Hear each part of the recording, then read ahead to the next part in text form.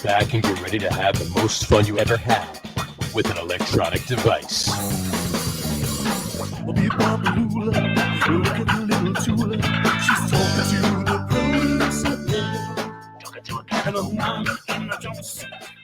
right, everybody, welcome out to the Get On With It Sports Show. It is Wednesday, May 18th, 2022. Jersey Johnny coming at you. With me, as always, is none other than Mr. RadioPete and Mr.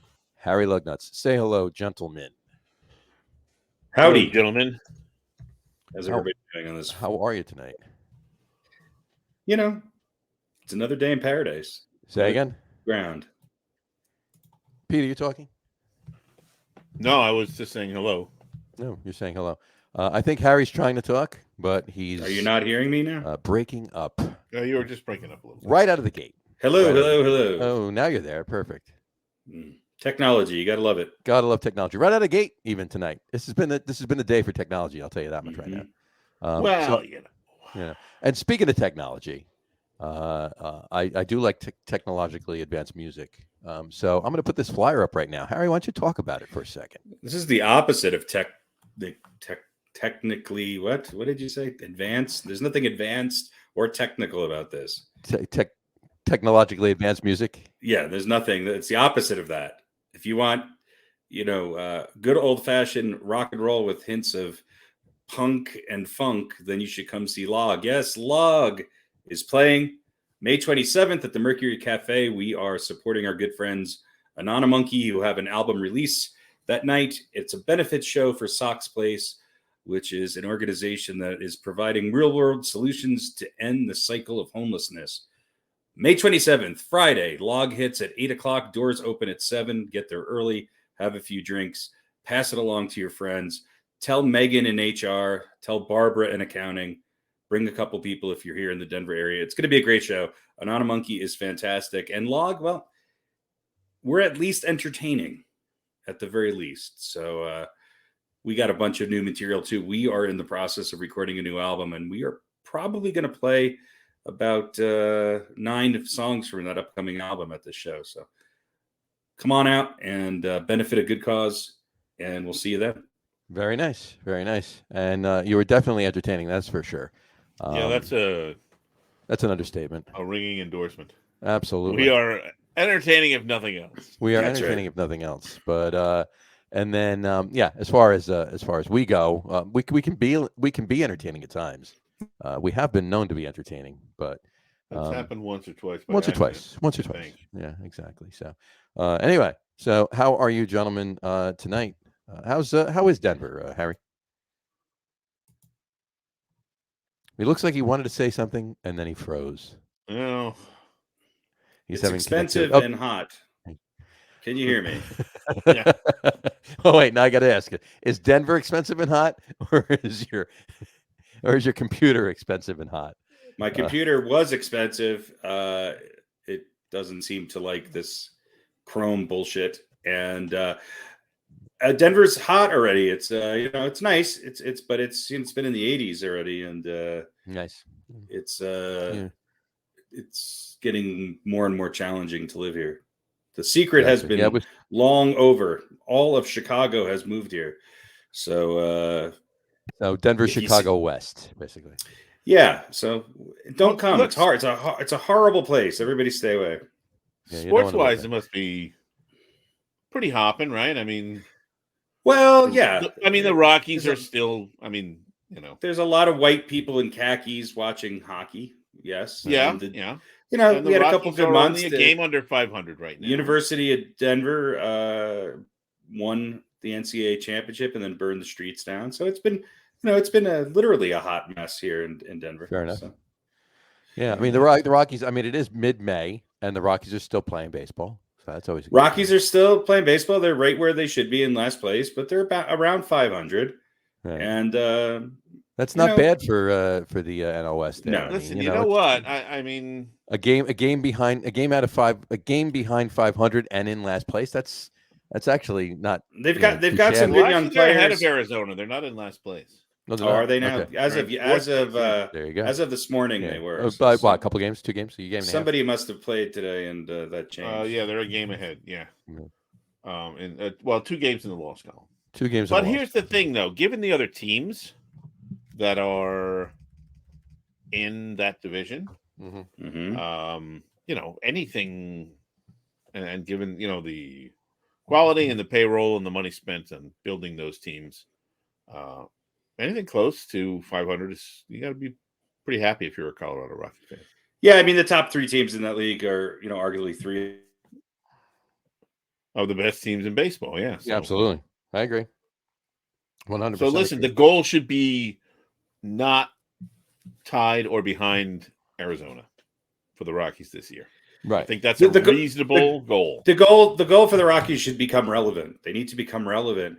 So maybe they could convince their owners of putting together a team that's here to actually win and compete with the best in the division, and not just sell craft beers to an ever-growing, well-heeled crowd of Lodoites.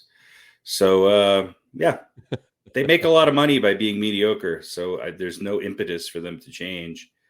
I don't think it will. We've had a couple seasons where they have excelled, but that was, I think, despite ownership's attempts at anything.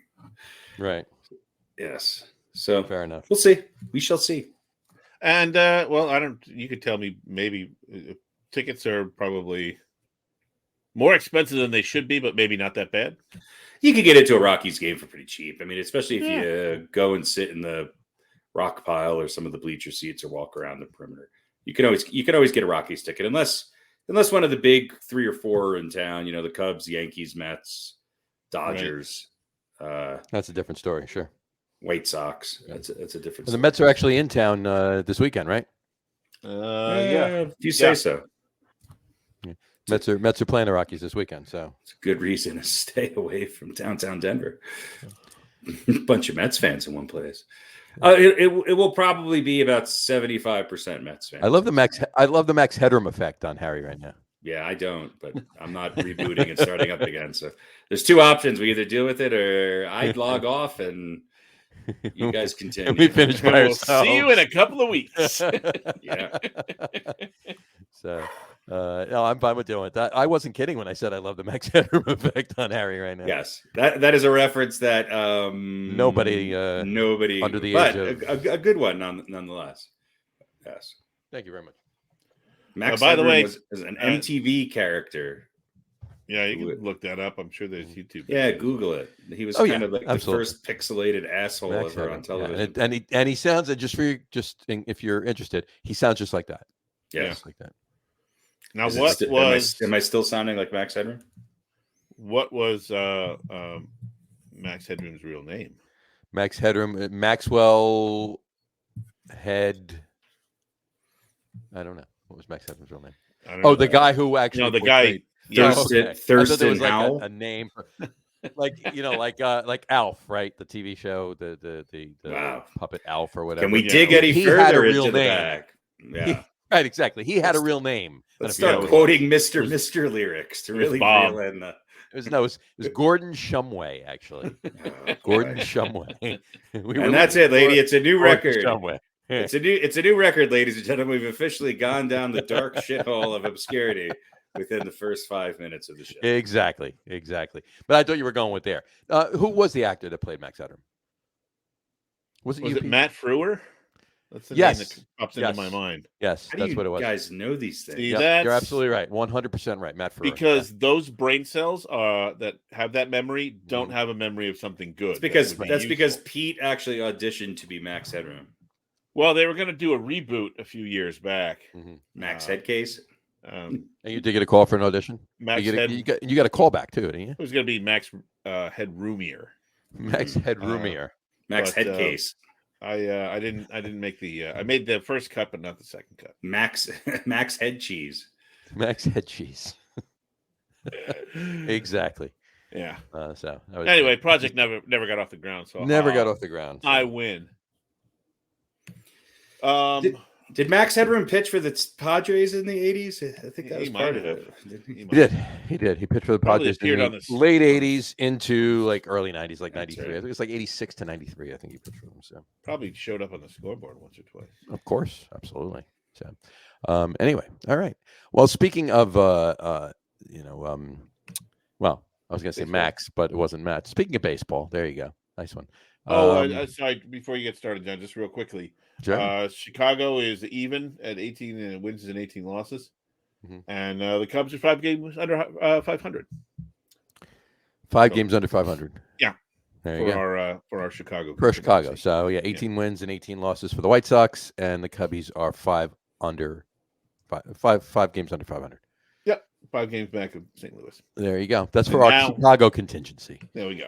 Now we can talk about real teams. Now we can talk about New York. Before we get to New York, though, I mean, what do you guys think about Matt Harvey? Obviously, you saw the suspension, right? I think his comedy specials are great, and I think his suits are even better. Fair enough. His mustache is fantastic. Mm-hmm. Yeah, I mean, it's a toss-up who was the best host of Family Feud. Yeah, he was. Steve Harvey is without I like a doubt Steve the Harvey. funniest. Yeah, but Matt Harvey was pretty good. Yeah, Richard Dawson was without a doubt the sleaziest, creepiest. I will tell you this: it's gotten a little bit more edgy. Not for lack of a better term, it's not super edgy, but it's gotten there, and I think it's because Steve Harvey knows how to deliver certain things. The one thing I don't like is there's a lot of questions that are about Steve Harvey. Like questions to pad his ego, like name the one thing that comes to mind when you think of Steve Harvey, Mm-hmm. And he's really good. But who else hosted besides Richard Dawson and Steve Harvey? Good question. Didn't somebody did? I want to say like Louis Anderson. Yeah, it was Louis. It was Louis. It was Louis Anderson. Louis Anderson hosted for a while. Sure, he was great at it. And then there might have been somebody else, like some other sort of professional game show host, who's been around, who might have filled in Wink for a while. Martindale. And now Wink Martindale is the defensive coordinator for the Giants now. Yeah, talk about a change of career. Yeah, and he's gone. He's shaved 30 years off his life. Absolutely. Yeah. Well, it's football keeps you young. Keeps you young. Exactly. Look at Bill Belichick. Exactly. So the original host was, I guess, Richard Dawson and Ray Combs, and then Combs. Yeah, that's Louis Anderson, Richard Karn, John O'Hurley, and Steve Richard Harvey. Karn from the Tim Allen. Richard show. Karn. Yeah. Right. Who else? Richard John O'Hurley, and since 2010, it's been Steve Harvey. John O'Hurley was from Seinfeld, right? Yeah. And a lot of other stuff, but from there, yeah. He's that guy. I definitely remember Louis Anderson hosting it, though. Maybe he was just a fill-in here and there. Wasn't listening. I think I just said Louis Anderson. Yeah. You did? I didn't hear it. Yeah. Do they have the years there that they did it, or yes? So Louis Anderson did it tenure, Louis Anderson did it from 99 to 2002. Dawson probably did the longest. He had to have done it. Well, Steve Harvey probably now, since he's done it for going on 12, 13 years. Louis Anderson, 99 to 02, Karn, 02 to 06, John O'Hurley, 06 to 2010, and then Steve Harvey, 2010 to present. Really? 14 years? Yeah. For John O'Hurley. See, that's... No, 4 years. 4. Oh, no, wait, was it 06? Oh, sorry, 06 to 10, yeah. But Richard Dawson was what? For 30 years or 20 years? 1991 to... Yeah, I think he was doing it while he was still on Match Game, right? Or while he was still on Hogan's Heroes. 76. Going all the way back for that one. Yeah. It was 76 to 90 something. Yeah. So 76 to 80 something. I don't know. They don't have it all. Yeah. Are you on the official Family Feud website? No. 76 to 85 is when Richard Dawson did it. And then I think it went off the air for a while. And then it was rebooted in 88. Yeah, fair enough. Ray Combs was the host in 88. Wasn't not to be confused with Alan Combs or Sean Puffy Combs. Yeah. Ray Combs. And then 99 to present, I just went over. So you did. Very good. Very good, sir. All right. So speaking of Matt Harvey. I mean, if I have to say who's, if we're going to do top 10 Family Feud or Family Feud host. I gotta go with I gotta go with Richard Dawson. With Steve Harvey second, but without a doubt could overtake him. This is true. I'll go Ray Combs third, Louis Anderson fourth, Richard Karn last, and John O'Hurley second to last. So. Okay. Well, if you think about it, so Steve Harvey is definitely the longest one now because he's been doing it 12 years. You just said Richard Dawson was 76 to 84, 85. That's 85. So that's 9 years. So Steve Harvey's the longest tenure. The longest tenure. Yeah, because in 88, Ray Combs took over. So and maybe it was 70. So it looks like Richard Dawson was maybe the original host for 12 years. Well, you said it was till 85, and then This took says maybe it was off the air for 3 years. I don't know. Could be. Interesting. Combs was only there for a short period of time because then Louis Anderson took it over.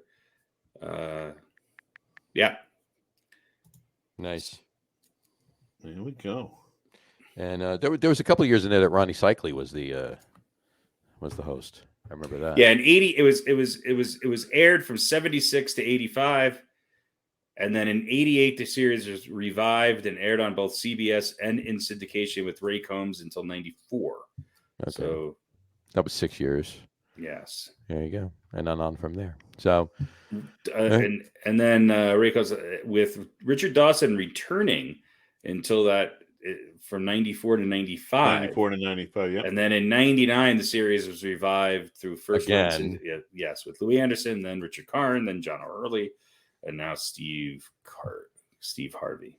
Steve Garvey. Steve Garvey is the new host. It was going to be Garvey. You heard it here first, folks. Steve Garvey, the new host. Yes. Is he still alive, Steve Garvey? Probably. Probably. Yeah, why not? Great first baseman. Absolutely. All right. So, speaking of Matt Harvey. Who cares? That's my take on Matt Harvey. Who cares? So I think our takes on Matt Harvey are we just talked about Steve Harvey for 5 minutes. Yeah, that's exactly it. I don't want to talk about Matt Harvey. Nobody cares. So what was he? What did he get suspended for? He's because of the drugs that was going around. No, I mean, how long? Oh, 60 days. 60 days. Yeah, okay. And he was supplying the drugs, or he got just the not doing got the anything medication, about gave it out. They're opioids, and he gave them out, and then the pitcher from the Angels wound up passing away. Right, but they didn't find him guilty of liable in his death or anything. Not so much. No, I don't. I'm not sure if that actually came up, but I don't think it is. If that were the case, I think he would have been suspended more than 60 games. Yeah, I think the criminal case has been completed, and he was not found guilty of any charges or anything. He's not manslaughter or anything like that. And so baseball kicked him out for 60 days. 60. What is he in? Like AAA or something right now? He was. Was he on the? It's not on the Angels. He was on the Orioles last year. I know that. Was he still on the Orioles? He was down in the minors this year. Yeah, no, he was in AAA. He was in AAA. He did get signed to a minor league contract before, but I'm not sure if it was still with the Orioles or if it was in another team. If you're at AAA with the Orioles, well, I shouldn't say anything because the Orioles are actually looking not bad this year. They've much improved as they just got within one run of the Yankees here. I seem to remember the might have been the Royals too. So, yeah, Matt Harvey. Let's see. Well, it says here he was on the Matt Harvey of the Orioles. Story written yesterday. Oh yeah, still on the Orioles then. Distribution of banned substance.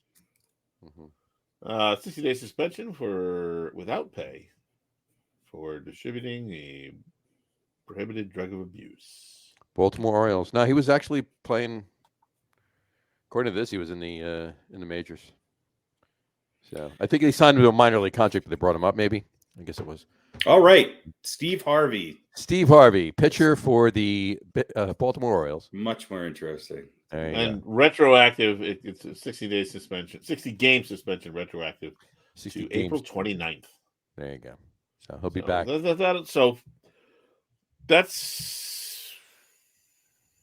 that when he would make 60 starts, or just the next 60? It's got to be 60 games. Kick 60 games, right? Because otherwise, 60 days because there's off days, so 60 games. Right. So, but not like every fourth game, No, 60 games, no. because that would be a Because then tough, the manager that'd be a could couple say, well, I was going to seasons start worth. him every game. So, so He's going to be our opener I was 3 only out of gonna- every 5 days. he was only going to start one game a year. So he's suspended for the next 60 years. Like 60 years. Ah. Oh, that would be great. There you go. Anyway, all right. A little bit of a fall from grace from what the Dark Knight used to be 9 years ago. What he was looking like he was amounting to be. I mean, well, I was talking about it with somebody earlier today. You think about what he was all the way up through that game. Was it? I guess it was game 5. When he was in the, he had pitched 8 incredible innings and then forced Terry Collins' hand to let him go back out, and he, obviously didn't win the game. Did not win. Since that day, he's not who he used to be. And then granted, that was only, 3 seasons into his career. So it's been 7 years since then, He's only 33. Yeah. So. This just in, Trevor Bauer isn't thrilled about the length of Matt Harvey's suspension. There's the guy you want on your side. Yeah. Well, no, I don't think he's on his side. I think he's probably saying that, he's suspended for so long. Why is Matt Harvey only getting 60 games? That's probably what he means. He's not thrilled that it's so short. I gotcha. Would be my guess. Knowing what we know about Trevor Bauer, that would be you my don't guess. think he's saying he didn't even choke a pitch. And he's only in 60 games. What the hell? Yeah. Yeah, What the hell's this bullshit? Drugs, that should be a 2-week suspension, Shaw. Yeah, he didn't even punch a chick in the head. Was Harvey drafted by the Mets? Yes. Yeah. Yes. I mean, Harvey was his an original first. Met. I mean, he didn't. His first year, he only pitched in 10 games, I think. But he had a really good ERA. His second year, he had an even better ERA. And then he had that 1 year where he went 13-8. That's 5 years ago, 7 years ago. Yeah, you're right. It was, he's 2015. That was the World Series year that they lost to the Royals. Yeah. I mean, last year he went 6-14 with a 6.27 ERA. Yeah, I mean his ERA has been above 7. Yeah, 6-14 with a 6.27 ERA is more like the Matt Harvey of late. Yeah. So, well, hopefully this Matt Harvey report has been brought to you by Max Headroom. Yeah. Max Headroom, Matt Harvey. Another cautionary tale. We always start off with the most fascinating, biting sports news of the moment. Right. Well, let's wrap up baseball by saying what's hey, teams are playing baseball and they're doing pretty good. So some teams are doing well. Yeah. Some teams are doing well. Some teams not so much. Mets, they lost their first series of the year this past weekend to the Mariners of all teams. And the much anticipated return of Jared Kelenic to Citi Field. Well, not that he ever really played in Citi Field, to the Mets anyway. Never materialized because he was sent down right before the Seattle Mariners came to New York for the series. But and you know what? It was close. They almost they came back again. They almost tied it, and Pete Alonso, unfortunately didn't watch ball 4 go past. And he didn't watch ball 3 go past either. He didn't watch ball 3 go past either. Yeah. So had he done that, the game would have been tied. Who knows? But whatever. Look, I mean, as a Mets fan, you guys have to be happy with where they're at, considering their best pitcher has been what? How many games has he pitched in the last month? No. So DeGrom, no. Yeah, I mean, it looks like maybe he'll be back in a couple weeks. Maybe. I don't think they're in any rush to sort of push that. With what's going on right now, then 10 games over 500 with a 6-game lead against both, 7 games over the Braves. Sure. You got to be happy about that. And as far as Seattle goes, I mean, look, Seattle's not a horrible team. A lot of people pick Seattle to win the West or to be a wild card team. So. I'd rather have them lose a set to Seattle. I'd rather them lose to Seattle than lose to Washington or Atlanta, right. or even Miami at this point, who is exactly right. They all have 17 wins right now. Exactly. So they're all 7 games back in the win column. So, exactly. But yeah, I'd rather have them lose to Seattle and that kind of be a wake up call. That's it. And I'll say this about Pete Alonso: and it will probably take a lot. But he needs to improve certain aspects of his game, because he just does some. There are some things that he should and could probably do better, and I think again it's going to take a bit more than a bit, perhaps. But Mets fans are going to kind of tire of the polar bear if he continues to. Not that he's a bad player or anything, but bases were loaded.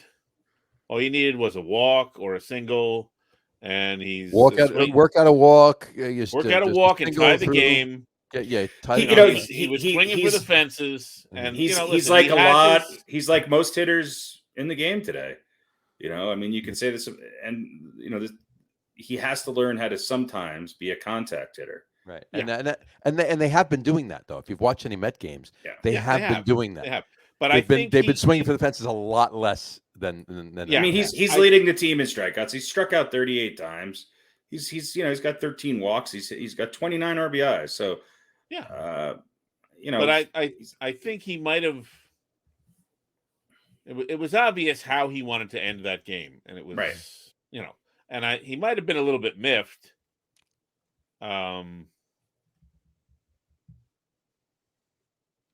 At maybe he felt maybe a little bit disrespected because I think they walked him earlier in the game, was it? Yeah. Well, they walked Lindor before him to get to pitch to him. They loaded Yeah, that's it. They loaded the bases by walking Lindor because that's it. They walked Lindor to load the bases. So now they're like, oh, we'd rather pitch to you. Right. And so then he comes up and he proves them right is what he did. Right. And, listen, he's made a few errors, which we talked about. And none of these things are monumental, but there's a cumulative effect. Sure. And, he's a fan favorite, and whether he wants to be or not, he's kind of a de facto leader on this team. Sure. And he needs to just, tighten it up a little bit there. Just get one run in that situation and tie the game. Don't swing at two pitches obviously out of the strike zone. It's easier said than done, though, because you could take almost any lineup in baseball, and the best slugger on that team, I mean, Giancarlo Stanton is the same thing, only worse. These guys are going to connect. They're going to drive in a lot of runs. They're going to hit a lot of home runs, but they're also sometimes the easier guys to get out in those clutch situations because they're big swingers. And and at the end of the game, everybody gets tight, and you're going to get them on a lot of check swing strikeouts or ball or strike three looking. It's just a reality. I mean, it's a frustration throughout baseball that I see. It is. But I'm just saying there are some little things that absolutely kind of tightened up. And if they don't get tightened up, that's when you kind of, when you can sort of lose favor with the fans. Although, like I said, it will take a lot for Met fans to turn on Pete Alonso, I think. And I mean, as long as he's driving in runs and being Pete Alonso, then, he'll be okay. What it is, yeah. Well, the little things win the games. And we go, well, listen, it's, what was that, game number 34 or 33 of the season. Well, that win or that loss counts just as much as game 162. Mm-hmm. I will trade you a Pete Alonso frustration for a Aroldis Chapman frustration. Oh no. Okay. See? Two different frustrations, my friend. That's right. Two very different frustrations. Oh, and yours is much worse. One is here. Yeah. And the other is about 100 miles that way. Look, I think the Yankees need to move Clay Holmes into the permanent closer. Do you think they could at least... and you know what? I think that's gonna be coming. I hope so. Can you? I guess you can't ever really platoon a closer. Wasn't there a team a couple years ago that maybe it was more than a couple years ago had two closers basically?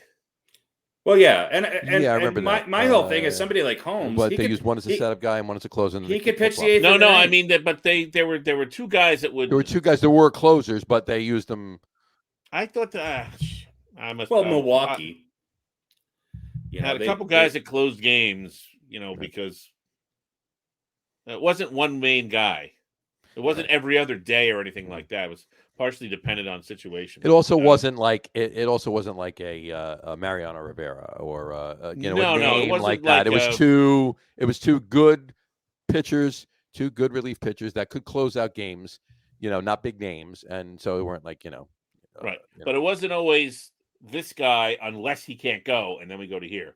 They didn't exactly alternate them, but it was an unusual situation. Or I'm imagining the whole damn thing, which is entirely possible. Since we started this Mets talk, it's been the bottom of the 5th inning right now, and it was 3-2 Mets. In this entire time we've been talking about the Mets, it's now 5-2 Mets. So 6-2. It is now 6-2 Mets. So there you go.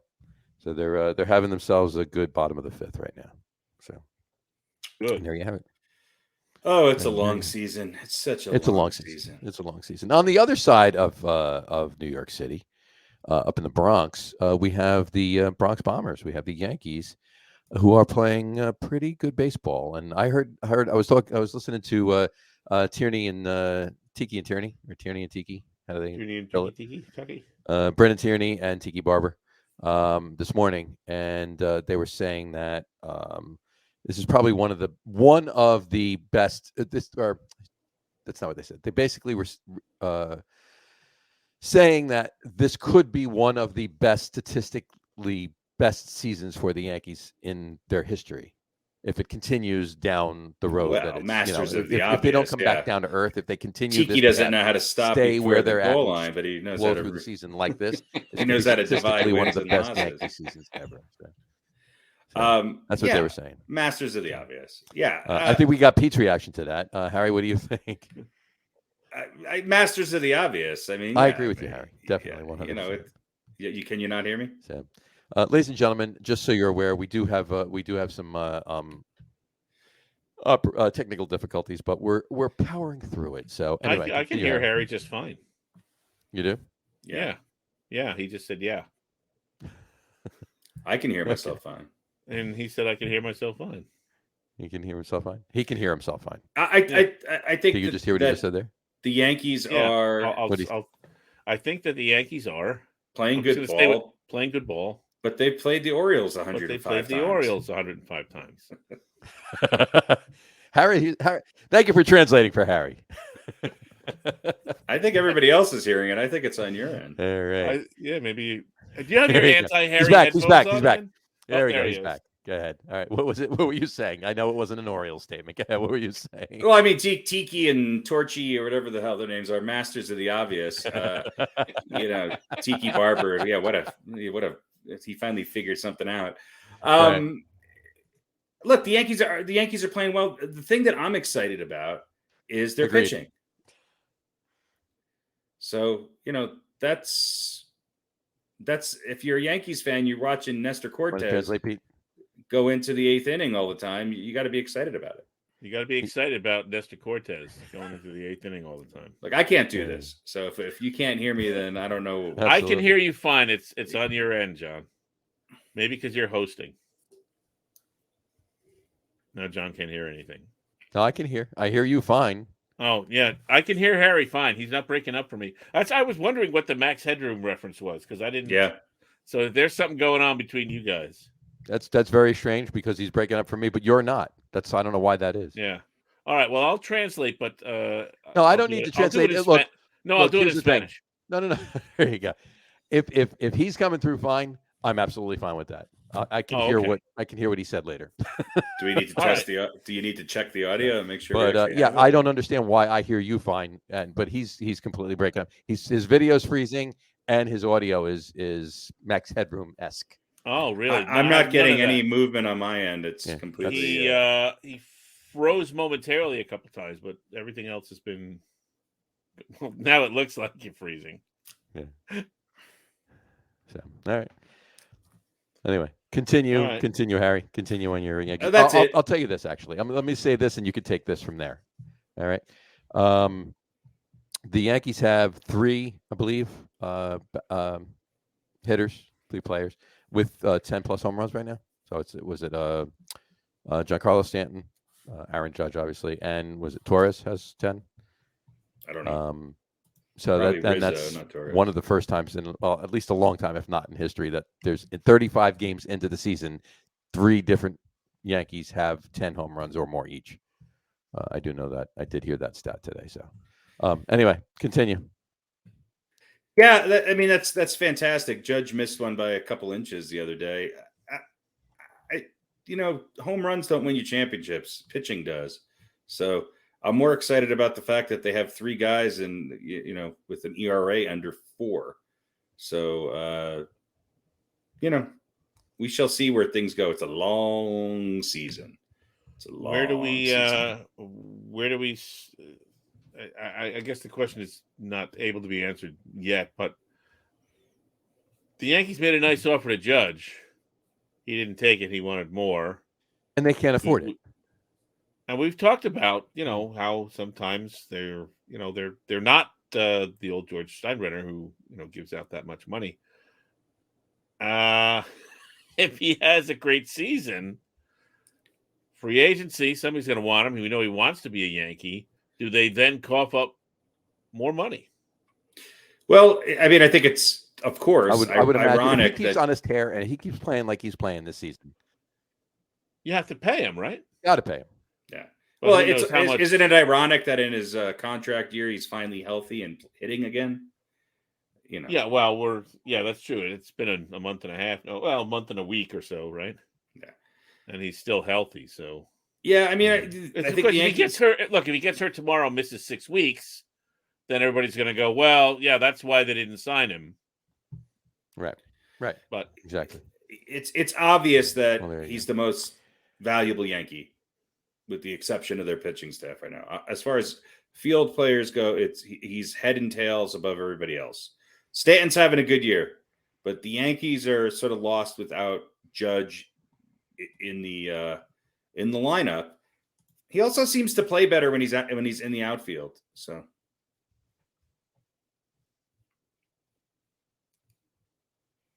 all right. So time will tell. Whether or not it was, they made the right move. Well, I think they made him the offer that they thought he was, couldn't say no to, right. And he said no. He's an athlete. He's a professional athlete. So he's going to go wherever somebody offers him the most money. He has no loyalty to the Yankees. He doesn't give a shit. Yeah. He's going to go. He's going to go wherever they offer him the most money. And this is his last contract too. So, yeah. But I think it was a combination of years, or maybe it was years more than money. Yeah, they want long-term contracts with guaranteed money for a guy who's 6'8" and has been injury prone. Right. It's a big risk for the Yankees. They've done it before. Stanton's contract is a perfect example of that. And look, Stanton has not been fantastic, but he's also probably having his best year as a Yankee so far. So, but those contracts are not. You're not paying for the guy's last couple of years in the 7-year contract. You're paying for his prime and or the tail end of his prime. The first 3 or 4 years when you're thinking, well, we're going to hopefully at least be in, if not win a championship or 2. And then he's going to get old and broken down, and we're going to be paying him a lot of money, but it's on the back end. And so, you pay all that money for what he's going to do the next few years, not the whole 6 or 7 years. Right? If Aaron Judge was 25, I'd give him a 10-year contract and pay him whatever the hell he wants. What is he now? He's 30. He's 30. He's 30. Yeah, so he wants like a 7-year deal or something. He wants, I don't know. Listen, Uncle Steve might give it to him if the Yankees won't. Oh, in a minute he'll give it to him. Well, I mean, wouldn't that be? And if Judge does that, then great. I wish him well. It shouldn't be a surprise. I mean, there are certain players who, and I think Brady is probably a good example of this, who once they're established with a team, they have done things with their contract to be able to bring in other guys. As far as Brady was always right, giving up money. They get it a little bit later or whatever, right? But far more prevalent is they always go where the money is. It's something that anyone should get because the minute from overly the time excited about. From the time they're 13 years old, they have agents in their ear telling them exactly that. I don't blame Aaron Judge. I don't think he's any different than anything else. But to say that Aaron Judge is a lifelong Yankee and he'll do whatever it takes to remain one, well, that's just bullshit. It just is. Sorry. Prove me wrong, Aaron Judge. Prove me wrong. Take a contract with a few less years or a few less dollars to win a few championships. But he won't. I'm reading John's notes here. That's so strange. That's it. He's not your friend anymore. He's muted you, Pat. He can't hear a word you're saying. It was really good stuff. I mean, if you guys want to continue, go for it. I could try to relog on and see what happens, or maybe John should relog on. I don't know how Pete hears me and you don't, John. So. I wish I could hear this. It's Pulitzer prize-winning stuff that's going on here. Yeah, well, you're missing it. It's just the same. Well, listen, we bullshit agree that players always go where the money is, and time will tell whether the Yankees made a good decision by not signing him or not. Gotcha. So, and of course, he's having a great season and staying healthy, right? Because they didn't sign him. So, but you know what? If he comes to the Mets next year, that's when he's going to immediately break down. Oh yeah, he'll play the equivalent of 2 months a year for the length of his contract. Now, we all know about the history of ex-Mets coming to the Yankees and winning championships. Yes, and throwing perfect games and throwing no-hitters. Give me an example of a Yankee that went to the Mets and a Yankee who went to the Mets and then did. I mean, well. Robbie Cano, not directly, but is Curtis there Granderson? Even one? Curtis Granderson. Granderson did all right. He didn't win with the Mets or the Yankees, so I mean, he's a great player. I hated to see Granderson. Yogi didn't do too bad. Did Yogi win a championship with the Mets? No. Modern day, though, Granderson's a good example. There hasn't been that many trades between the Yankees and the Mets. No. I mean, free agent signings, that's different. Because wasn't Strawberry and Gooden, weren't they free agent signings with the Yankees? Yeah, they weren't traded. Gary Gooden Sheffield and Strawberry were not traded by the Mets. No. They were signed as free agents. Gooden left. I mean, Strawberry was on the Dodgers and the True. Yeah. Oh, right. And the Giants for us on the Yankees. Yeah. Strawberry left the Mets in '90. Let's see.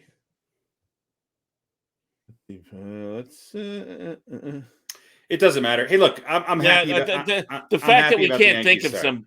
Yeah, right. the fact that we can't think of somebody who left the Yankees and I don't mean to sound down on Aaron Judge. It's just I don't think this is all on the Yankees. I think he wants to go into free agency and he's going to use other teams to raise the Yankees offer. And if the Yankees can't match it, he's going to go somewhere else. And I don't really think it matters where he goes. This is just. Yeah, I agree. I don't think it. All right, I agree too. Even though I didn't hear a word of it. Yeah, you should. Well, how do we fix this? I'm actually while you talk about that, Pete. Hold on one second. Pete, can you ask him if he wants to log obviously, off? and I don't understand why. I don't know. I just heard him say that just now. That's the first thing I heard him say in 5 minutes. So you heard him say he should log off immediately. I'm going to leave and come back. You guys keep talking. I'll see if it's me. That works. All right. So here's the quick list. Right, Cone went from the Mets to the Yankees. Right, directly. Let's see. I think so. No. Mets 87 to 92, Yankees 95 to 2000, and then back to the Mets in 2003. Gooden 84 to 94 Mets, Yankees 96-97, and then back for 2000. Strawberry left the Mets in 90, went to the Yankees in 95. Yep, so pretty big stretch in between there. Robin Ventura went straight from the Mets to the Yankees. 2 years with the Yankees. I think when I think of Robin Ventura, though, I mean, didn't he play with Milwaukee before the Mets? Or somebody. He was a long time. A Chicago guy, maybe. Chicago. I can't remember who it was. Yeah. It doesn't. But yeah, I mean, he was only with the Mets for a few years. Let's see, Yankees. El Duque. Was El Duque a Met? El Duque left the Yankees in 04 and the Mets for 06, 07. That's because the Yankees could never find his birth certificate. They didn't know if he was 50 or 70. Yeah. Beltran left the Mets in 11, on the Yankees for 2 years in 14 to 16. Yeah, these Yankee years were nothing to write home No, about. that's what I'm saying. Like, the Mets didn't get really Granderson. No. 13, left the Yankees in 13, 3 years with the Mets until 17. There hasn't been a lot. I think Cone, Gooden, and Strawberry are obviously the big names that. Yeah. Ricky Henderson. Yeah. His time with again, these are guys who were fading, if not faded. Yeah. Well, that was the Mets MO for years. By the way, I hear you fine now, Harry. Okay. All right, there we go. Whatchamacallit? I don't understand. Now, I get it if I didn't hear Pete either. That I get. There was an issue with it. I just don't understand why I didn't hear you, but I heard Pete. That was weird. Oh, Al Leiter. Al Leiter. Yankees Al Leiter. To the Mets, but not until like 10 years later. And That was the Mets. That was the Mets MO for years. Sign a fading player. Well, so, here's for no the other question. reason, it was a name, right? It was a name. They got him for cheap because he's fading and he's a draw. He can get a few other people in the seats. Right, but not everyone who went from the Mets to the Yankees had great years. But they all seem to have great moments. Like, they got onto better teams. Especially those guys. There was at a time when the Yankees continually added talent, even though they may have won the World Series, but they added talent. They brought who would you say is the best person that went from the Mets to the Yankees and had the best effect on the Yankees and career and everything else? Cone. You'd say Cone? Yeah. I disagree. Who are you going to think? I would say Joe Torre. Well, not as a player. But I just said person, so I just like All right. As a player, I agree with you, Cone. So maybe Buck Showalter is the opposite of that. Maybe. I do think everything's happening in reverse now. Look at the Mets signings. Okay, they went out and they got at the time the hottest free agent and supposedly the best shortstop in baseball. Mm-hmm. Right? They paid him the moon to get him. Okay, they went out and got arguably the best free agent pitcher this year. Mm-hmm. They got 3, maybe 4. What I would say upper echelon free agents that were not superstars, but were guys who were very coveted and filled out their roster really well. Mm-hmm. Meanwhile, the Yankees are doing exactly what the Mets did in the 90s and in the early 2000s, is they're going out and they're getting the Josh Donaldsons and the Anthony Rizzos to say that they got a name and they got somebody, and look, the verdict's out on Donaldson. Rizzo's fine. This is more of a team thing with the Yankees. My point being is that none of the signings that the Yankees did, is helping them. The best piece of all of that is Kinky Falafel at shortstop, right? Because he might be the best pure. He's a guy who's filling that Brett Gardner role. He knows how to work a count. He knows how to get. He's a good defensive player. He just seems to get on base, and he's hitting much better than people expected. Everything else, and Gary Sanchez is gone, and the dark cloud behind the plate is over. Right. And where is another reason why you're saying that too? Where is Brett Gardner right now? Yeah, exactly. Right. And but like 15 years ago, you know where Brett Gardner would be? Mets. On the Mets. Yeah. Yeah. It's also because they don't have to sell their house, But look, the reason why the Yankees are so successful right now, and I will give credit where credit's due, is that they're some of these pitchers are finally healthy, and some of these guys that they did sign or bring up are just pitching really well, right. and they're consistently pitching well. Now it's a long season and there's a long way to go, but if the Yankees pitching stays within 80% of what they have been, they're going to be tough to beat by anybody. Because I don't think, other than maybe the Mets with the healthy DeGrom, I don't know who else has a line. Now, it's not big names. Nobody thought Nestor Cortez was going to become the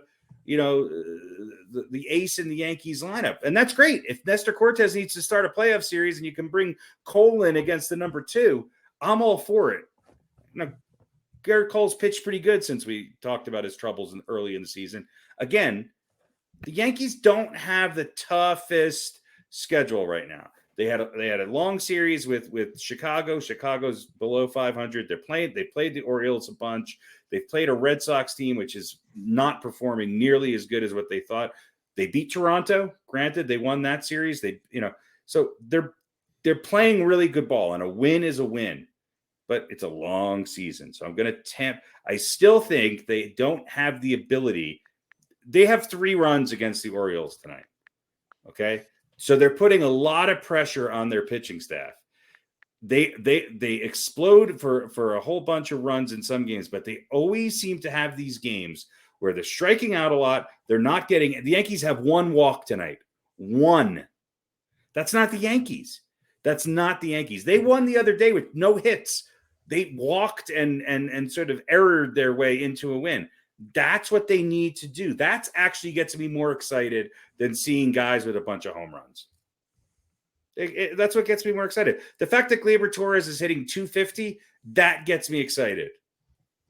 Because he's actually the fact that Josh Donaldson is now up to 254, that gets me excited. I want to see their team batting average get higher. I want to see their strikeouts come down, and I want to see them be able to fabricate runs in tight games. We all know that in the bottom of the 6th, when they're up 12-2, that Giancarlo Stanton's going to hit a 900-foot home run. I'm not saying that all their stats are padded, but the only guy who's hitting really clutch bombs this year is Judge. There's a lot of things going right for them right now. There's a lot of things going right. There's a lot of things going right. Things will continue, and some of them will not. But what in that sense, what's encouraging about the Yankees is that they have a little bit of leeway because they do. Yeah. Okay. Is Cortez going to be as good as he's been the whole season? Most likely not. But I don't know. We don't know. Well, no, we don't. But usually, listen, it is the Yankees. They do tend to have. I've said this before. They do tend to have somebody every year, or almost every year, who kind of comes out of nowhere. Or they haven't though in a while. They haven't. But they haven't, and this is why I'm saying we're getting back to the old Yankees. Yeah, exactly. But even if he doesn't pitch spectacularly and just pitches pretty well, they have other good pitching to cover. And here's what I like about Cole tonight and Cortez the other day is that they're pitching into the 7th and 8th inning, which now allows Clay Holmes to pitch a 2-inning close, for lack of a better term. Yeah. To me, that's the recipe for the Yankees, because early on, when they weren't as hot as they were now, when every pitcher was coming out in the 4th sometimes, they were using 7 pitchers in every game. That is what wore on them last year, and that's going into the playoffs. That's what hurt them, because they had to, play in the play-in game, and they need to win the division and have their ace ready to go when whoever it is that's going to play them. That's how the Yankees have to get back to being the Yankees, and I think they can. There's a long way to go, but I like the fact that they're at least building up a pretty substantial lead early in the season. And, maybe some of these teams will start to be out of it. Maybe Boston might not be competing for the AL East. Maybe it might be a 3-team race or even a 2-team race. But that helps the Yankees, because it also helps at the All-Star break and at the trade deadline of who's available and how many people they're fighting against to get that middle reliever or that outfielder. Right. Yeah, and if Boston doesn't, again, it's a long season, but if they don't turn it around, we talked about whether all the wild cards are going to come from the East. Well, if Boston doesn't get their shit together, I mean, they're a game ahead of Baltimore in the loss column. I think that's been the biggest surprise to me this season so far. How bad they've been. Yeah, they don't seem to be.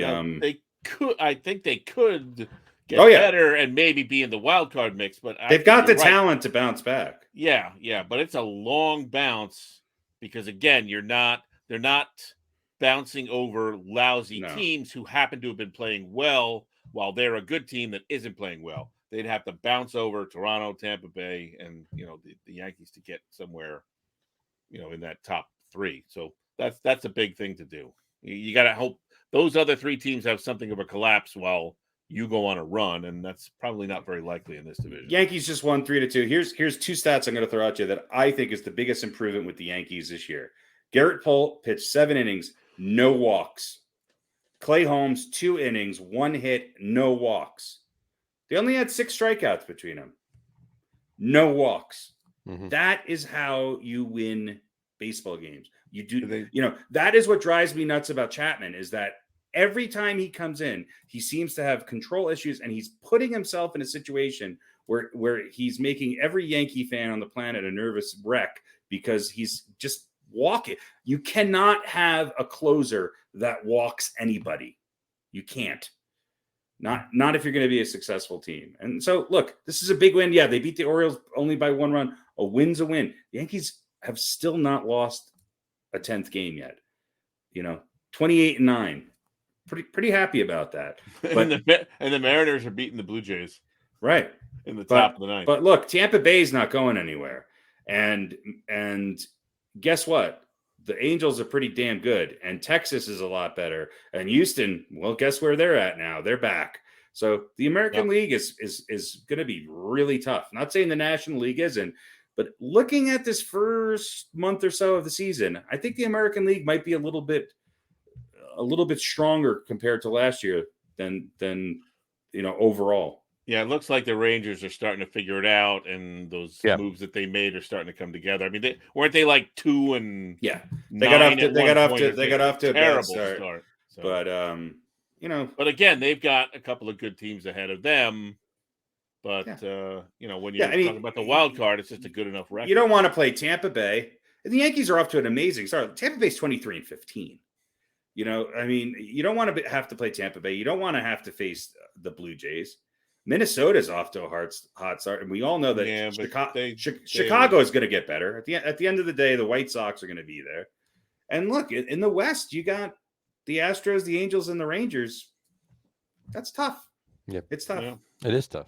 And Oakland hasn't started to do anything. But... Yeah, Oakland hasn't done what Oakland does usually. But they're a team that usually in the middle of the season just eats up wins.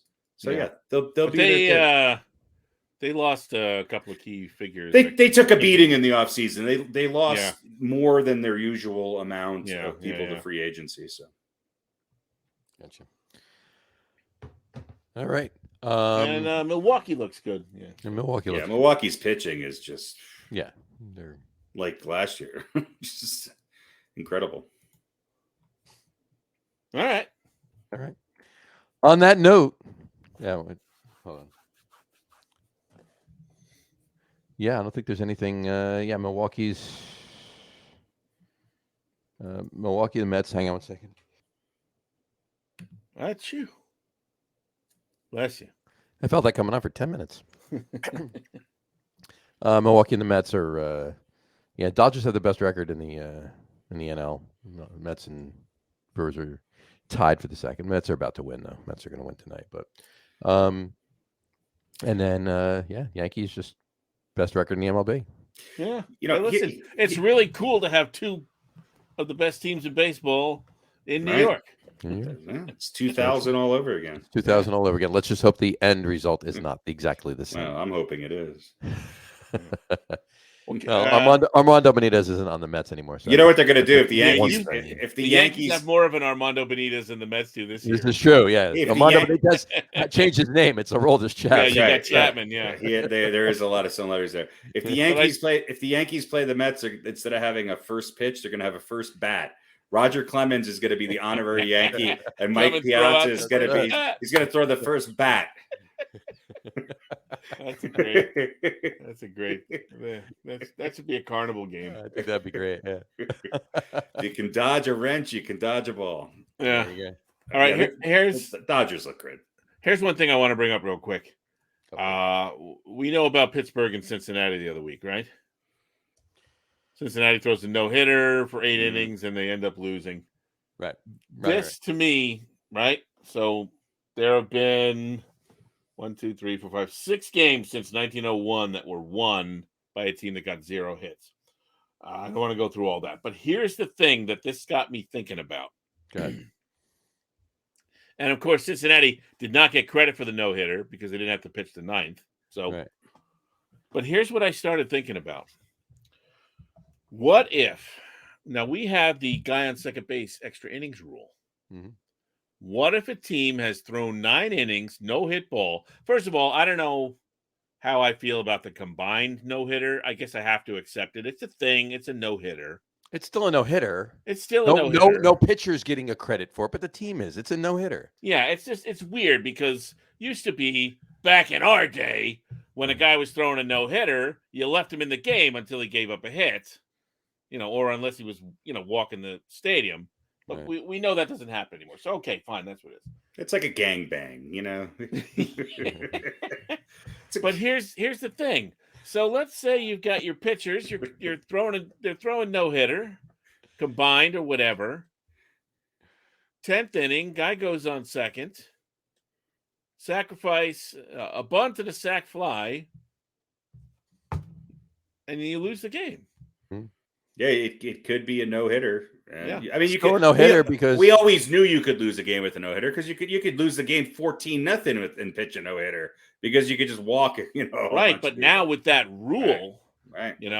I mean, it's so let me ask you this. Hold on, let me ask you this: if you say somebody pitches through the 9th and they go out for the 10th, it's tied up and they got a runner on second and they strike out the side and their team scores in the bottom of the 10th and wins, is it still a perfect game? Why not? I would think so. A perfect game means no one's reached base. But it's a ghost runner, right? There's nobody reached base. I don't know if it's ever happened. That was the next point that I was going to bring up. I think it should be even. I think theoretically, it should be even above and beyond a no hitter. It probably should, but that was the next point I was going to make. No hitter plus. What happens if it's a no hitter? What happens if it's a perfect game? Right. And then the guy goes out. Now, let's say you're the away team, or I guess you're the home team. So school. It doesn't matter which team you are.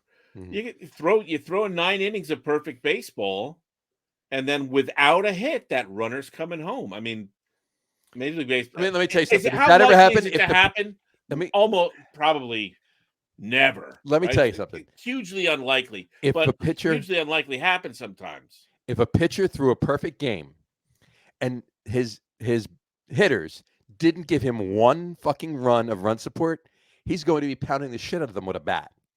All right. Probably rightfully so. But how, if that happens, Major League Baseball, I mean, how do you deal with that? How do you deal with that? Have to change this runner on second rule. Yeah, I mean, I don't know if nobody thought of that, or honestly, if they just think it's so unlikely it'll never happen. There's no way he's not going to get credit for. Well, I mean, if he loses the game, does he get credit for the no hitter? I don't know. Who gets credit for that runner. Nobody gets credit for the runner. It's got to be nobody. He didn't. His pitching didn't put that runner on base, but be it a walk or a hit. It was, Rob Manfred placed that runner on second. So if he throws a perfect game, the runner does not go against him. It can't. How can it go against him? There's no way that runner can go against him. And I agree. Here's the easiest way to figure it out. Here's the easiest way to figure it out. Look at the stats and find out any runners on second that have scored. Does it lower the ERA or raise the ERA of the pitcher? If it doesn't raise the ERA of the pitcher, then it's not an earned run. Say we could look through the rules. It'll be interesting. It'll be interesting if it ever happens. Yeah, but I mean, I think they need to change the rule so that it can't ever happen. You can't. Well, they got to get rid. Have a guy throw a perfect game and then lose 1-0. Yeah. Has there ever been a 10 inning? Let me ask you this question. I don't even know if this is the case. Has there ever been a 10 or greater inning no hitter? I don't know. Good question. Jimmy, check it out. Jimmy, get it. We'll have an answer next week. You will have an answer. 2 weeks. 2 weeks. Oh, no, what? We'll have you an answer next week. There you go. We will have you an answer next week. There you go. We'll have you an answer next week. All right. Well, let's move on so we can keep this thing moving a little bit. We're done with baseball. Let's switch. There's no football to talk about tonight. We got a little bit of basketball and a little bit of hockey to talk about. So let's talk about a lot of basketball. Well, there's only 4 games. This is the time of year. Yeah. So. Oh, come on. All right. Let's talk some basketball. All right. So how happy are you, or pissed off are you, or irrelevant are you to Milwaukee? Well, I was pulling for Milwaukee, but if Chris Middleton was there, I could safely say I think they would have won one of those last 2 games. Right. I agree. Boston's tough, Yeah. but I think Milwaukee would have won it. This is what good teams have to do, though. You have to consistently stay ahead and make sure you have people. Look, Drew Holiday played great. Giannis averaged almost 32 points a game so far in this playoffs. Well, he's done, but I mean, but they lost guys like PJ Tucker, guys who don't show up a lot in the stat sheet. But boy, how many times you see PJ Tucker or making a big stop? Still playing. So I think Milwaukee needs to tinker a little bit. I think they need to get a little deeper so that if one of their big 3 gets hurt, which always seems to happen. Look, Miami's winning without one of their big 2 on the court right now. I think they need to. They're a little short when it comes to guys who can catch and shoot and create their own shot. And some of their big guys are getting a little long in the tooth and did not have the playoffs that they had last year, including Portis and Lopez. But it's hard to repeat. They'll be back. They'll be back next year. And when you're missing a guy like Middleton, all those Middleton's a great player. I mean, 24 points a game. 24 points a game. Those periphery players, when they don't have great games, it hurts you even more, right? Yeah, right. Because you're not getting that 20 to 25 from Middleton every night. Middleton's also 7 assists a game in the playoffs. So, he's an important part of that team. They won without him before, but it's going to be tough.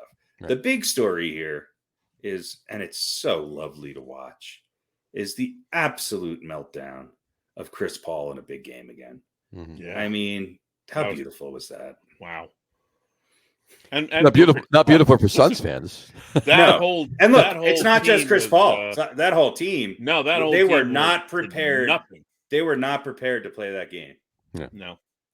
They looked like the Mavs looked like they realized, as they should, this was a do or die game. They came out with energy. They were ferocious. They said, we are going to win this game. Golden State looked like, well, we're Golden State and we had the most wins and we're just going to do what we do. And we're probably going to win this game because we're a better team. They were slow. They were listless. And then once it's hard, to see everyone, like no one on a professional basketball team be able to shoot. And once that kind of settles in, well, then nobody wants to take the shot. Right. Tons of turnovers. Too many turnovers. And they just weren't prepared to radically change their offense. Dallas came out and just accelerating.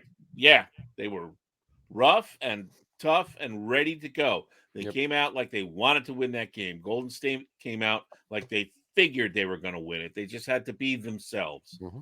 I mean, there's 3 guys in the playoffs averaging over 30 points a game, and 1 very close. We'll call it 4. Mm-hmm. So I mean, you got Giannis, Luka, and Jokic.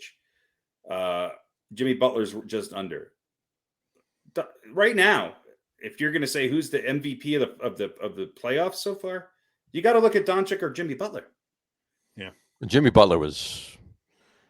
I'll tell you what, Luka he played a good game. How's that? Jimmy Butler's played a couple of really great games on a team that, look, he went to a team, and Jimmy Butler is an old school guy. Say what you will about him. Look, if the Sixers were not idiots and kept Jimmy Butler, they would have never have had to made the James Harden trade, and they would have gotten rid of Tobias Harris and what's his name years ago. Mm-hmm. They'd still be playing. If Jimmy Butler was still on the Sixers, they'd still be playing. He is a guy who, if you look at him year after year, he understands when it's playoff time. And he's doing what he did 2 years ago. He's right now with Kawhi Leonard not on the court playing. He is the best 2-way player in the NBA. Right. And look, people can talk all they want about Doncic's liability on the defensive end. I don't think it's as big. I think it's because he's a white Euro, and they just love to say that none of them can play defense. He's not the best defensive player, but he is by far. He took that team and said, "Follow me. We're going to win this thing," and they did. It wasn't remember the beginning of that series, he was hurt. Yep. So this is it. I think it's been a really interesting playoff so far. That's for sure. And I don't count Boston out. I think this Boston-Miami series is going 7. Yeah, I mean, Boston had obviously a pretty bad quarter, and some of that is obviously due to Miami's defense. But Boston was missing a couple pretty critical guys. Yeah, obviously their best defensive player was out, who may have, maybe would have been able to put a little bit of a kink in some of the free lanes that Miami was getting. And to the I basket. think he's supposed to be coming back for game 2. So yeah. Right.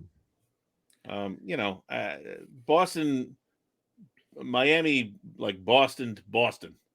Who do you guys think? If you guys had to pick Miami or the Miami-Boston series, who you pick? It's gonna be tough. I agree with you. I think it's going 7. I still think Miami's gonna win, but I got Miami in 7 too. Who did I pick to come out? Do we have our picks? I got the picks right here. I had them all ready to go. Here we go. Ah, beautiful. Here we go. Now, Jimmy first is of all, on it. Jimmy, I think I had the Bucks, so I'm out. All right. You, Harry, you had the Suns playing the 76ers in the championship. Oh, I did, didn't I? Yes, you did. And you had the Suns winning.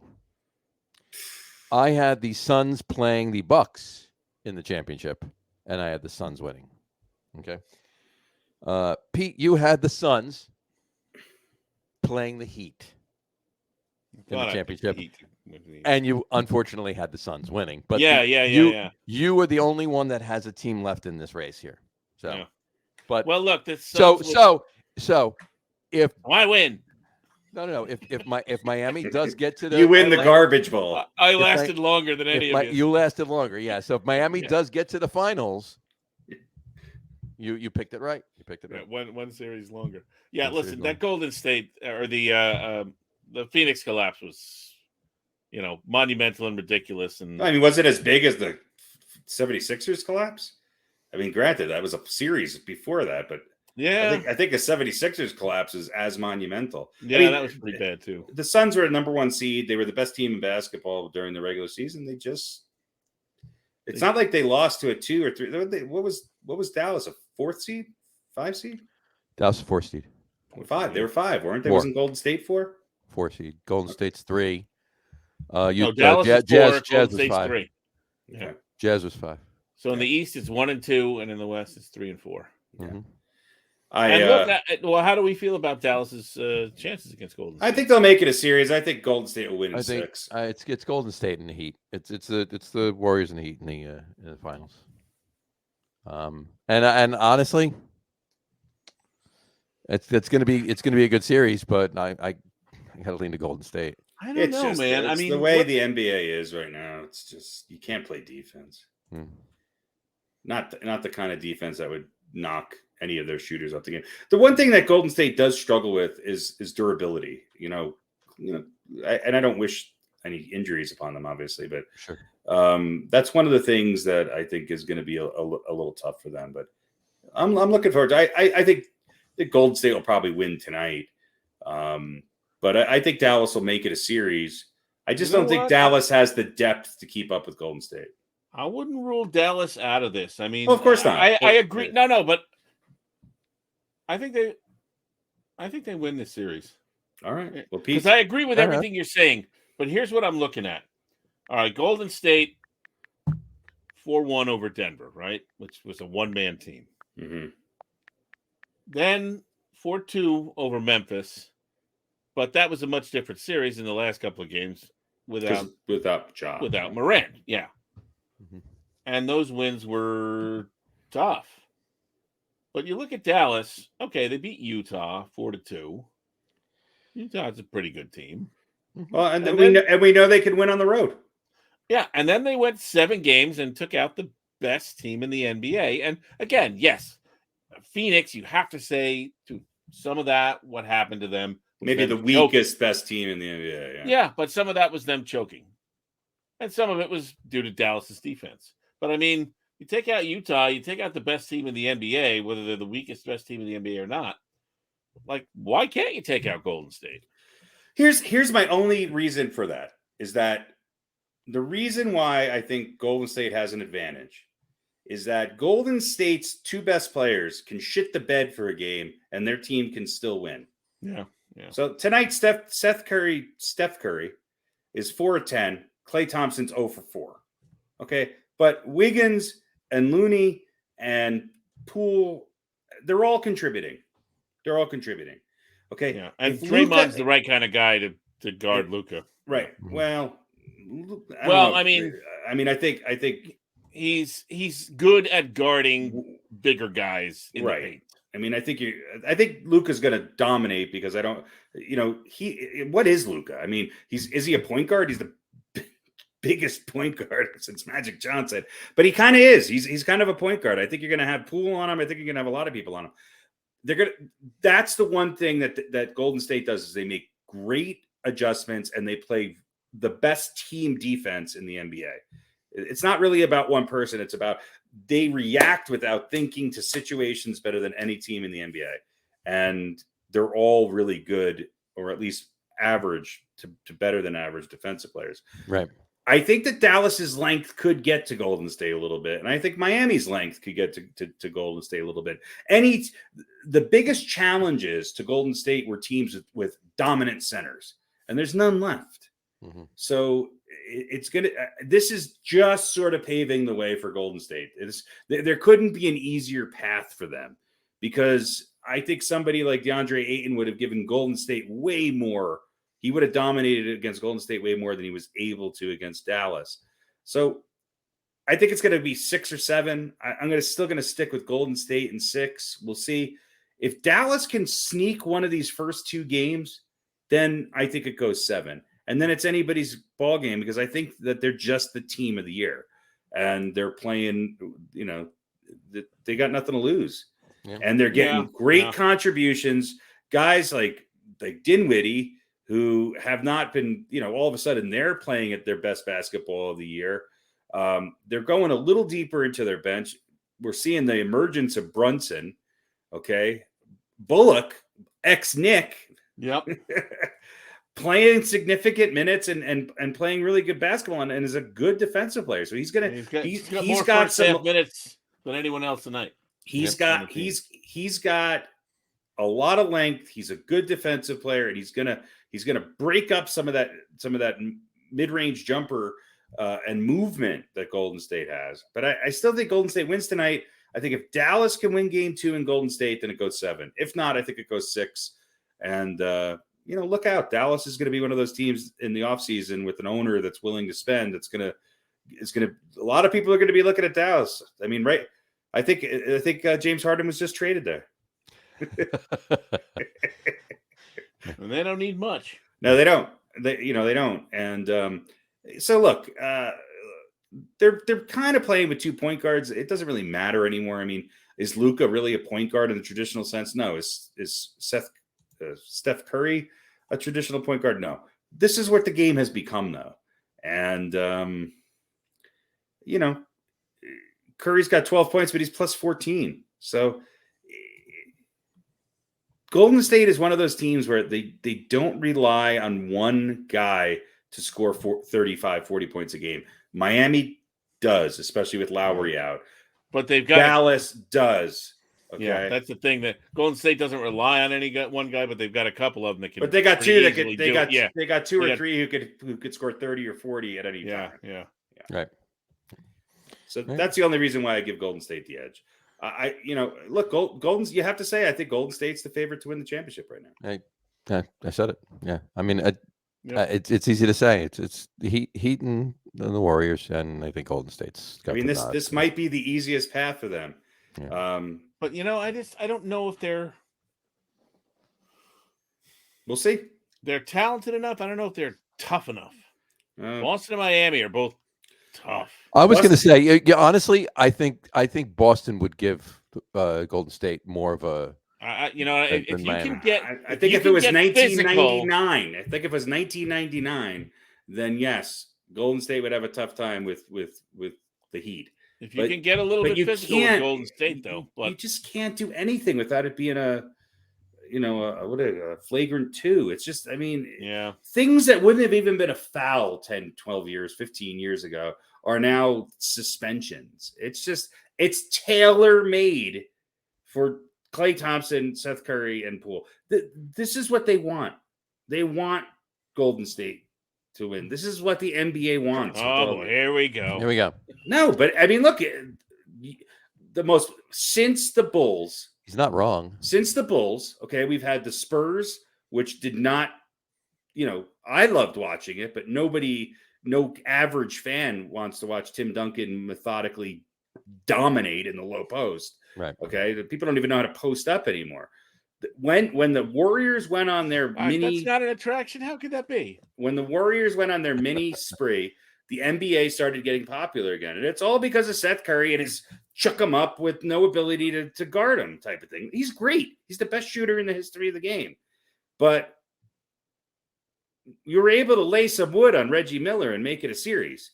You can't do that anymore with these guys. And so it's tailor-made. It's tailor-made for Golden State to win it this year. All right, so let me ask you this. Golden State or the field to win the championship? I hate it because I don't want them to win. If my gut tells me Golden State, there's something about Miami that's really intriguing to me. And I would love to see Jimmy Butler get a championship. And I would love to see them beat Golden State. But in my gut tells me they just don't have enough to do it. John?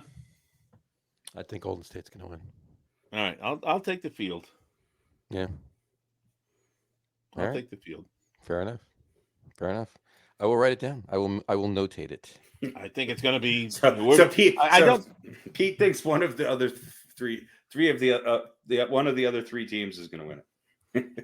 Yeah, I think the Warriors are going to. I think the Mavericks are going to defeat the Warriors in the finals.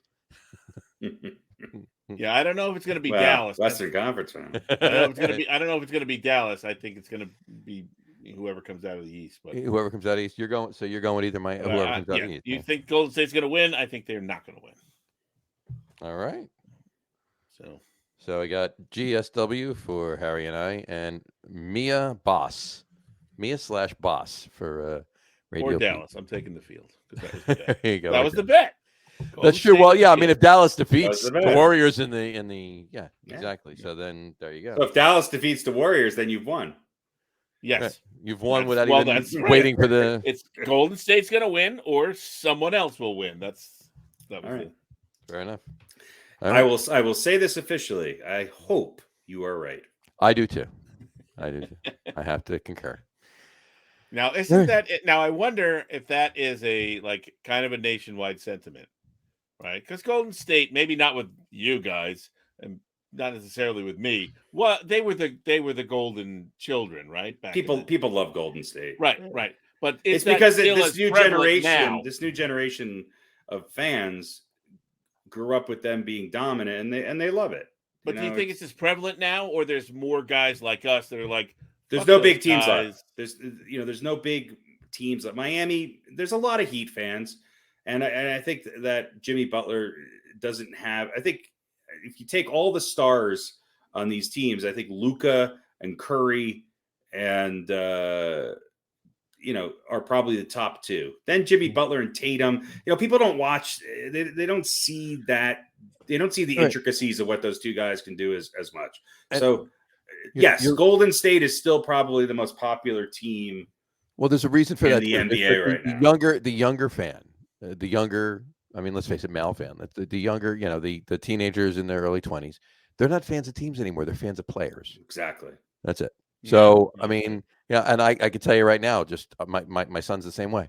He'll, he used to be a wherever Durant was playing, and now he's a wherever Kyrie Irving is playing. So, okay, so obviously now he's a Nets fan right now, but that's it. He follows, and they all do. His friends, all of them, they have their players wherever they're playing. That's the team they're rooting for. End of story. As a quick aside, I watched a documentary on Magic and Bird. I think it's been out a while. You guys probably have already seen it, but I never saw it, and I watched it, and God, the game was so much better. So much more entertaining. It was. So much better to watch. It was. I mean, Bam Adebayo is a great player, but he's not Kareem Abdul-Jabbar. I mean, it's just it's well, but everybody says that, right? no. I mean, look, take combine 5 of the best players on Golden State and Dallas, and combine the 5 best players on Boston and Miami. Neither of them come close to the teams that the Celtics and the Lakers had at that. Sure. Not You're even, absolutely right. Who is Kareem? Not even close. Who is like? Yeah, Bam Adebayo was obviously not Kareem Abdul-Jabbar, but who is Kareem Abdul-Jabbar? No, they because nobody, plays. Nobody really. I'll tell you the one guy who at times reminds me of Kareem in his movements and in his passing, and that's Jokic. People laugh at me when I say that because Kareem wasn't the biggest jumper either. He was way more sort of elegant in what he did, and it was a much better. He invented the most undefensible shot in the history of the game. Jokic has similar moves, though. He has that ability to really get up above you and sort of hit those little, dunkers. It's not quite a sky hook. And Kareem was underrated as a passer. That's why he did so well on those later in his career on those Lakers team. Hell of a passer. I mean, yeah. And just watching Bird and Magic pass the ball alone. They play team ball. That's one of the things I do like about Miami. And I think I texted you guys this the other day when they won to move on to this round. Jimmy Butler on national television after the game said, Coach Pat puts us in a position to win. Now, I get it. Maybe he's saying Coach Pat because Pat Riley's, they still call him coach. But does that not tell you everything you need to know? Pretty much. Well, listen, Riley's the architect of that team. Yes. And listen, I think and Jimmy Butler is the last remaining Pat Riley kind of player in the NBA. Exactly. But I've sung the kind of the praises of Spoelstra before. I think Spoelstra's a good coach. I think he's an excellent coach. He's a great coach. And what he does is doesn't get a lot of press, right? He doesn't make noise, he doesn't make waves, and he's every great coach has had great players. Mike and the Mad Dog and Stephen A. Smith were talking about this morning and arguing about it. Sure, he had LeBron, and sure, he's won championships with Wade. Did Spoelstra win with no? He won only with the ones with LeBron and the big 3, right? Yeah, I think he didn't win. Riley was coaching with when Shaq was there, right? Yes, Riley was coaching. So look, Spoelstra's. But it's not like that was I think he's the longest slouches, though. Other than Popovich, isn't Spoelstra the longest serving tenured coach in the NBA? Right, it's got to be now. Yeah, absolutely. I mean, Miami's with Shaq was like 2006. I think they won. I mean, if you look at coaches that had a system and had guys who bought into playing the team basketball, other than Greg Popovich, Eric Spoelstra is probably, especially now, this team has talent, but it doesn't have more talent on paper than these other teams. They're just outplaying them. Yeah, well, they play better team ball. And look, I mean, defense. He did win, 2 with the big 3. Right. But, there were a lot of people who were expecting more than 2. Right. They consider that not a failure, but, below expectations. Well, they did sort of Dirk Nowitzki punked them. And, listen, you could say it was karma for that whole introduction thing where we're going to win, 6, 7, That was just bad form. Right. And Wade got old quick. Yeah. I mean, when that first season, that was still Dwayne Wade's team. By the end, it was LeBron's. Mm-hmm. So, but how many years did Dwayne Wade carry that team? Oh, well, he won it 10 years. Well, how many years between Shaq and LeBron? I mean, the big 3 and the early years when he won it with Shaq. I mean, that was 7-8 years, wasn't it? 8 years, yeah. 8 years. 8 years, yeah. I mean, that's a long time for a 2-guard. Right. Yeah. Well, especially when you're the man. Right. He wasn't just he's a good player. No, he was the guy. Best player to ever play for the organization. Mm-hmm. Yeah. Maybe we should discuss that next week. We should talk about that. I think we should discuss next week. We definitely should discuss the Heat. I think it's a good idea. All right. That's my take on basketball. I think it's been a fairly interesting postseason. Just some big collapses. And boy, the Philadelphia 76ers is Chris Paul had a good playoffs until the last 3 or 4 games. Mm-hmm. I mean, when you have to say the biggest disappointment of these playoffs has to be James Harden. I mean, You by think? far. Wasn't he the biggest disappointment in the playoffs last year? Yeah. I mean, I think so Sixers, he's got a record going. Sixers took a big gamble. I don't think they're as close as people thought they were. It'll be interesting to see what Harden does, what they do with Harden in the offseason. Right. Yeah. All right.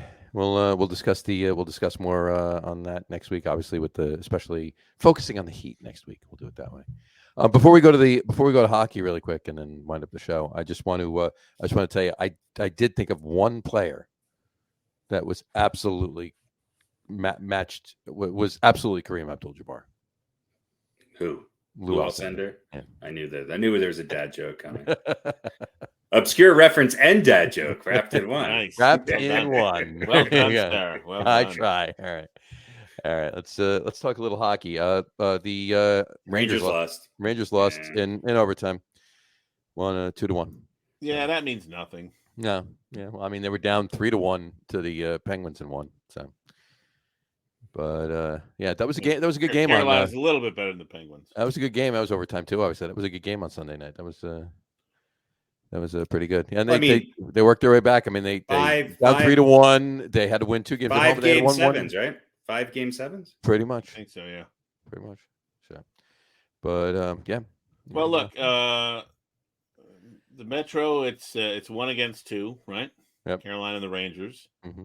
And we got 1-3, Florida against Tampa Bay in the Atlantic.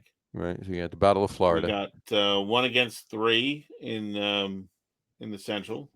Colorado and St. Louis. Mm-hmm. And we got 1 and 2 in the West. Yeah. Yep.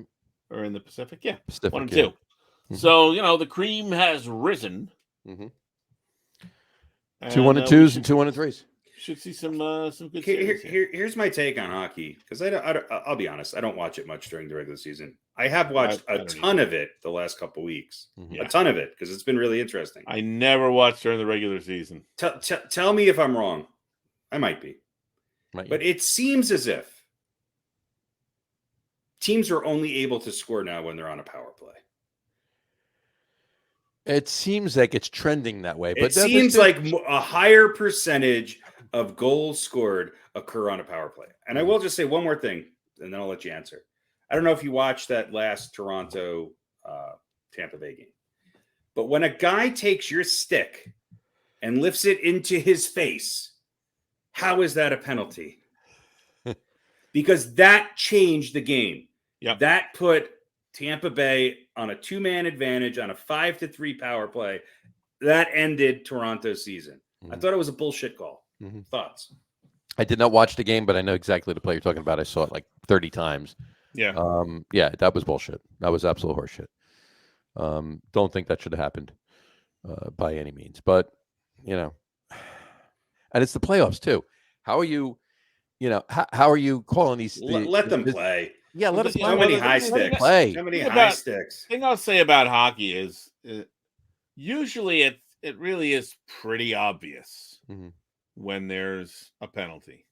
Right. Yeah. I mean, we not necessarily may not see it in live action, but they show the replay and you're like, oh yeah, that was hooking. Or you see a guy go down and you go, oh, I think he's faking it. And then you see the replay and you go, nope, tripped the shit out of that guy. Mm-hmm. But I wonder if they really need to start looking at some of these things, because when there is a call like that, it's really egregious. Right. I think the refs, most of the time they're right, but when they get it wrong, it can do it.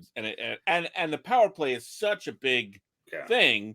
It can really, really especially affect a the outcome two-man of the game. advantage. I mean, you give somebody like Tampa Bay a 2-man advantage. I mean, they're gonna. You just know they're gonna score. Right. I don't care who you are. Look, the NHL has to be ecstatic.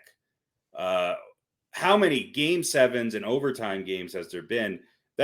Here, I'll give credit where credit's due. I thought the Rangers were done.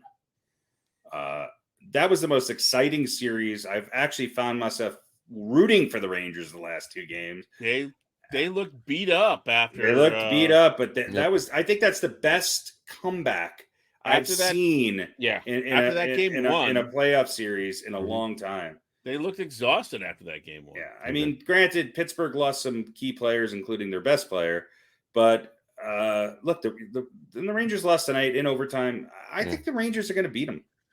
I think it's going to be a good game. I mean, the good series. The Shesterkin just had a couple horrible games, and normally, the defense kind of, I mean, not they always play good defense, but the defense kind of lacked a little bit because they have Shesterkin in goal, right?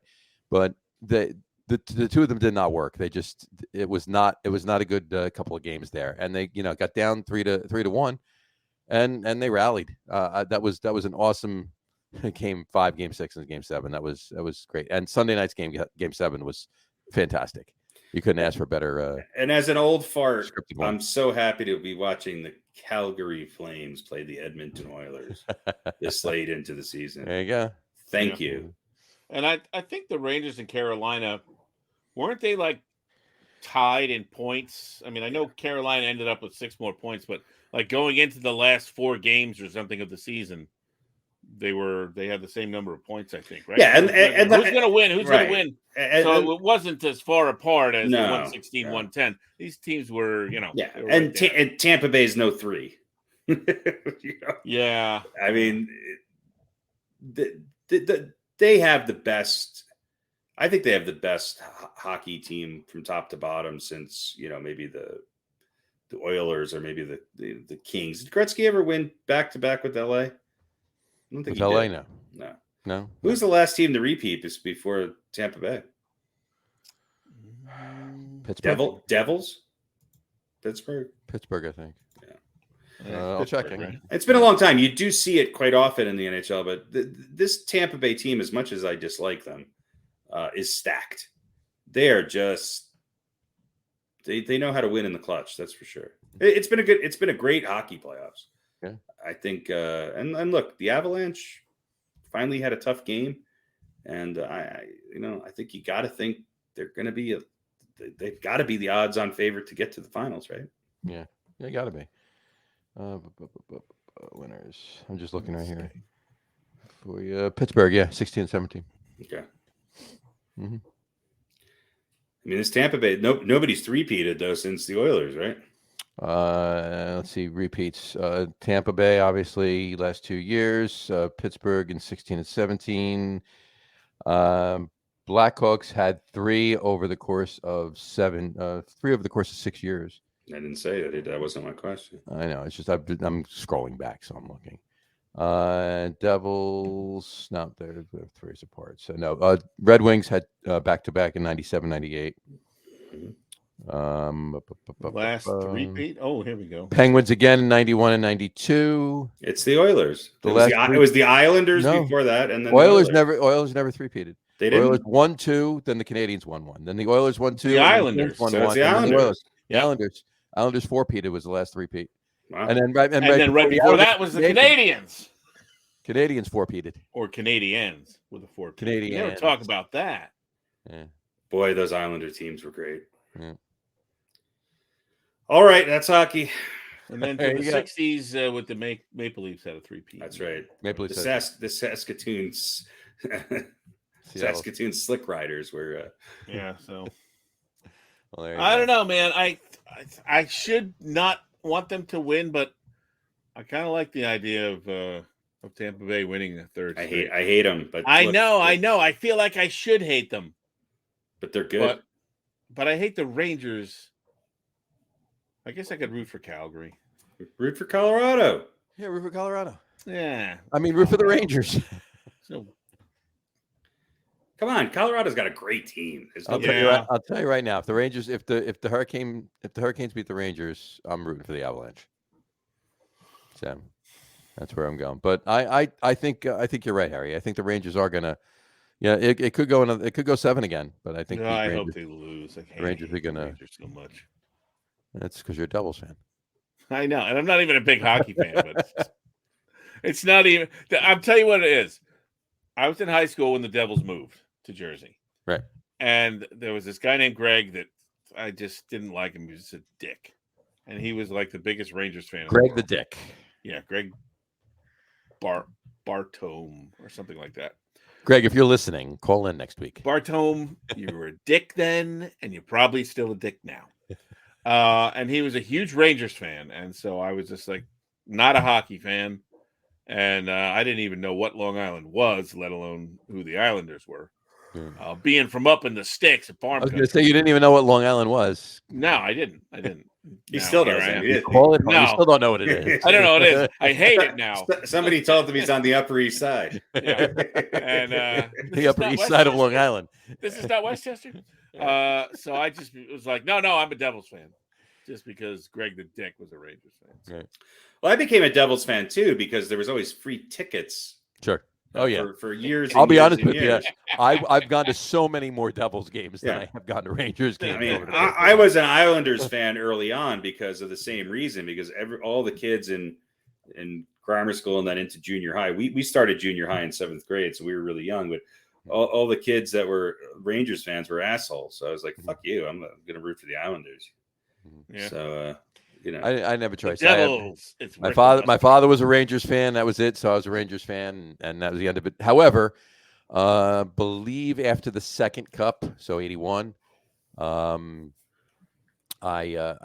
went out. I got an Islanders pennant and hang it on my wall in my bedroom. It was there for about 2 weeks. My father hadn't come into my room in about 2 weeks, and he came in my room one night. I was doing my homework. Came in my room. He's like, "What the hell is this shit?" He ripped it right down off the wall. he didn't even notice the El DeBarge poster or the Chicago the band pendant. the Chicago, yeah, exactly. So, or the grab a Heine poster on the wall. Oh, remember the old Study Hard? Yeah. Posters. Yep. Oh yeah. So, all right. So whatever. So there you go. So we'll keep an eye on hockey as well, obviously. So go anyone but Rangers. Exactly. All right, folks, we're gonna actually wrap the show up at this point for tonight.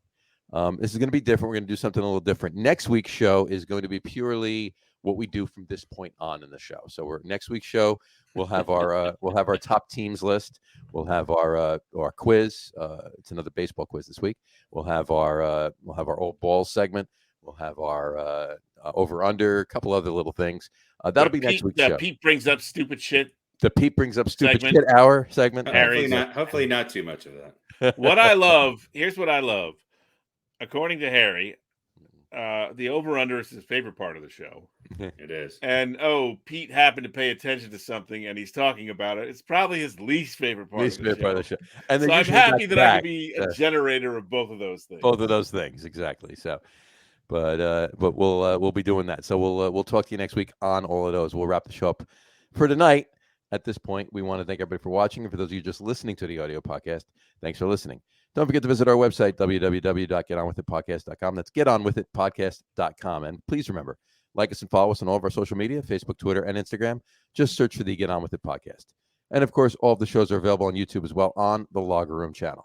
Remember, we go live with the video podcast on both Facebook and YouTube every Wednesday night around 7:30 Eastern Time. And for those of you who just want to listen to the audio podcast, you can do so on Apple Podcasts, Spotify, TuneIn, Stitcher, Google Podcasts, Amazon Music Podcasts, and iHeartRadio as well. And if you haven't done so already, please subscribe to one or more of those feeds and you'll never miss a show. Again, thanks for following along with us. Have a great rest of your week. Have a wonderful weekend. Keep watching the NBA playoffs and the NHL Stanley Cup playoffs as well. Watch a lot of baseball, and we'll talk to you next week, folks. Take care. Cheers. Log, May 27th. Let's throw it back up there. Mercury Cafe. There you go. Log with the Nana Monkey, May 27th at the Mercury Cafe. We hit at 8 p.m. sharp. Doors are at 7. It's a benefit show. Please spread the word if you can. Thank you. Make sure you tell Hilda from accounting. That's right. It's Barbara. Barbara from accounting.